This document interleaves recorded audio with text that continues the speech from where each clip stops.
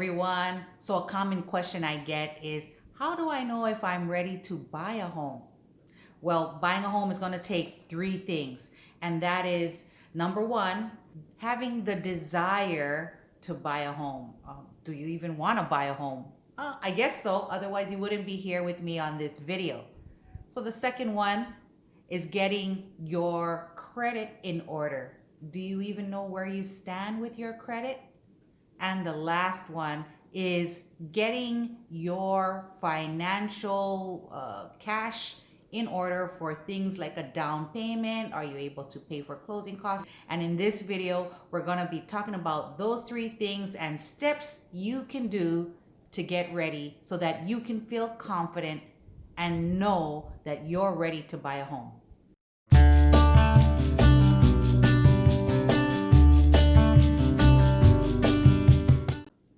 Hey, I'm Karina Shija with eXp Realty here in Hawaii. If you haven't done so already, subscribe to my channel and hit the bell so you'll be notified when new videos come out. Okay, so let's get started.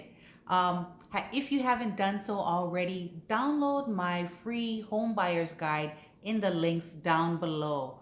In it, you'll find the home buyer's wish list that I'll be referring through in this section of the video.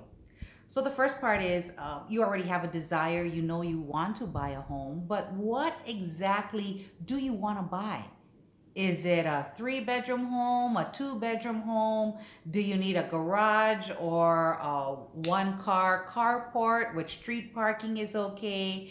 Do you need a yard because you have dogs or small children? What are the things that you need to make your home work for you? Non-negotiables. Non-negotiables are things like you can't do without. For example, that would be like your parents live with you, so you need a single level home because they can't climb stairs. The other thing would be, we need a 3-bedroom home. What are the non-negotiables that you need for your first home in order to make it functioning for you? So the second one is really your wish list type of things. It's nice to have, maybe it's your dream, it's your desire, but not real necessary. Let me give you an example for that. And that would be like, let's say, okay, you need a 3-bedroom house, but you would actually like a 5-bedroom house because you also want an office and maybe a guest room because you somewhat, maybe often enough, have relatives coming in from the mainland and wanting to stay with you. Those are the kinds of things that are really wish list type items. Check off what those are. Just be crystal clear in what is it that you want to have be a part of your first home. And I would say you do a list, your spouse does a list, and you two come together and then decide what's really gonna work for you folks. Okay, so what's one of your non-negotiables in the home? And for you cautious people out there, I know you're probably thinking, we didn't even talk costs yet. I don't want to talk about something I can't even afford. I totally understand what you're thinking. So this is what I would say about it. Okay, I know you're worried that you don't want to commit to all these items or all these characteristics of a home because you don't even know if you can qualify for that. Let's not worry about that right now. I just want you to build an idea in your mind about the kind of home that you want. Okay, so we're gonna get into the nitty-gritty. I need you to have some, like a pen and paper out or something like that, because I have 4 questions for you. And the first is, what's your credit score? Do you know what's on your credit report? When was the last time you checked? And do you really know how much debt you have? Before you go and see a mortgage lender or your bank or anybody for a home loan, I want you to prepare yourself with the answers to these questions, because these are the questions that they're going to ask when you see them. basically. They're going to pull your credit. They're going to check how much money you had in the bank. They're going to check how much debt you have.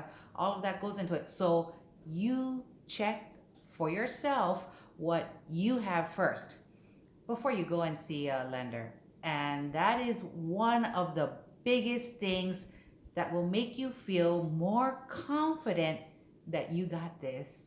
You know you can buy a home. Okay, so if you got your pen and paper handy, write this down.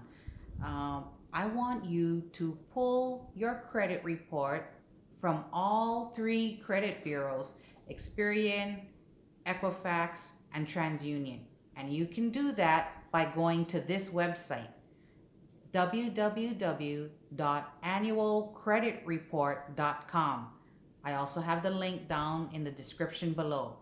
They give you one free credit report from all three credit bureaus once per year.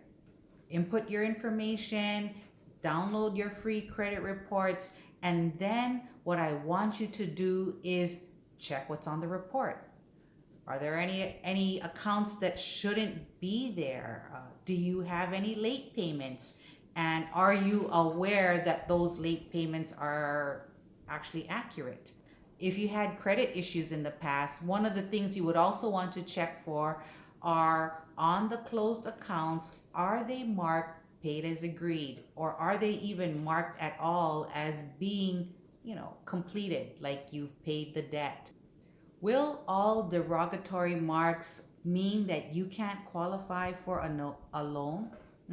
No, it doesn't mean that. However, if you take the time to fix the items on your credit report now, before you go and head over to a mortgage lender, you'll be more prepared. Rather do it now than when you get there, because guess what? They will ask you to fix those items, so you might as well do it right now. Okay, so let's talk about credit score now. Do you even know what your credit score is? Well, for you, I have another free tool, that Credit Karma. Go and sign up for an account on Credit Karma and you will get an estimate, and I believe it is Equifax's credit score, but at least have some idea about what your credit score is. And the main idea is that you just want to know what your score is. That's what I'm trying to get at. You can use Credit Karma, you can use your credit cards, whatever way. There are ways to find out that information without having to pay for it. Okay, how you folks doing? Anyway, let's talk a little bit about debt. And I know this one is going to be a heavy one, but we need a number.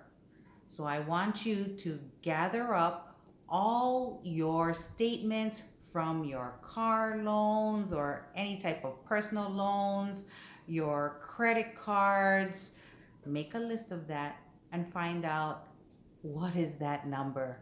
It's because lenders will calculate a number called a debt to income ratio, where they take the total amount of debt you have and compare that to the total income that you have. And based on that number, it will be one of the reasons why you're able to qualify for a loan or not.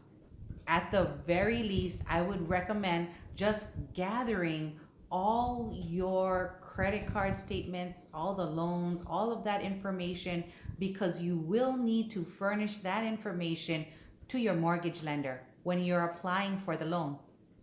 The maximum allowable amount varies depending on the kind of loan that you use.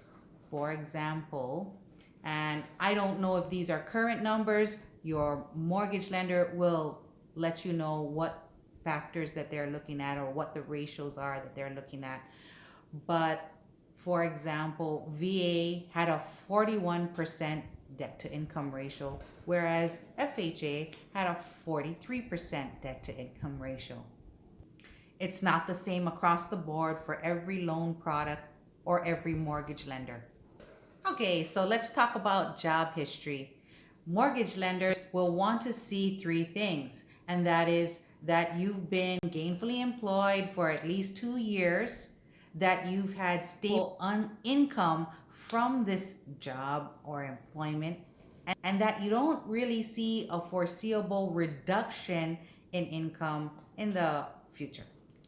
And I would say that this applies to you as well as your spouse, as well as anyone who's trying to apply for the mortgage for the home. Let's just say, I'm just saying that if it's not just you and your spouse, maybe you have mom and dad on your mortgage as well. Everybody has to meet this criteria unless they're retired. So, which leads me to my next one, which is, are there exceptions? Sure. I'm not a mortgage lender. You need to speak to the mortgage lender to find out if they're still okay with that. And if you explain what the situation is.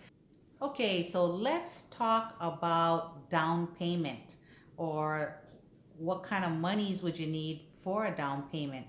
And for that, I would say that it really depends on the type of loan option you choose. For example, you have the FHA loan, which is 3.5% down. Okay, so the next one is USDA loan, which is 100% financing, meaning you don't need any down payment if you use this loan. The drawback to that is this loan is only available in certain areas. So anyway, the next one is the VA loan. And the VA loan is also 100% financing, but it is only available to military personnel, or, people who were in the military. So the next one.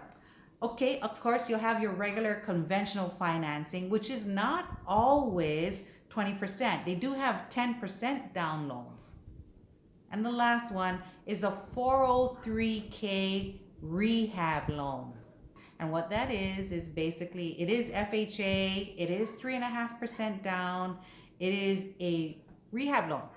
Basically, you are taking a fixer-upper and then you are going to fix that up and turn it into your primary residence. It is for owner occupants. Okay, so the main thing I want you to get out of this is that you don't need 20% down. Okay, so let's talk about monies you would need during the transaction. So let's just say you put in an offer and it gets accepted. Well, the first one is going to be an earnest money deposit. And this deposit is roughly $1,000 or more. I'm just saying it's roughly $1,000 here on Oahu. On the outer island, in more competitive markets, $1,000 isn't enough. You may need to put more, because what it shows is your good faith effort that you are serious about buying the property. Now, this money is in the form of a check, and it basically gets submitted with your offer to the seller for review. The next one is the initial deposit funds. So let's say your offer gets accepted, and then you will turn in that initial deposit, or that earnest money deposit, as well as any other deposit monies into escrow when you open up escrow. And let me give you an example. So let's just say you're going to put down a $1,000 deposit, but your initial deposit is going to be $10,000 that you're going to be funding into escrow. Well, that is the money that needs to go in. Is it required? Only if it's stated in your contract will it be required. So the next cost you would need is for a home inspector. You're paying for the home inspection, which typically takes place on or before 10 days into the contract from the date that your offer gets accepted. Costs for this service are typically based on the size of the unit. Okay, so the next one is going to be about condo docs. Okay, so along with condo docs, there's also community association docs. And what condo docs are condo docs are typically around $500. One other thing that you would need to have ready is costs for an appraisal fee. Now, your lender might not request this money up front. They might not. I've seen situations for both, but basically you need an appraisal to make sure that the property is worth lending on. And the last one, closing costs. Now, I mentioned earlier it's about 3 to 5%. It's due at closing signing. You'll need to come in with a cashier's check, not a personal check, not cash in a suitcase. a cashier's check. But anyway, escrow will give you that amount. Well, that was a lot of information, right? Well, feel free to go over this video as many times as you need so that you can feel confident that you are ready to get your first home. If you haven't done so already, download my free buyer's guide in the links down below. Also, that's all I have for you folks today. If you found this video helpful, give it a like and feel free to subscribe and hit the bell so that you can be notified when new videos come out. You can also connect with me on Instagram and Facebook. And until next time, have a great week and I'll see you soon.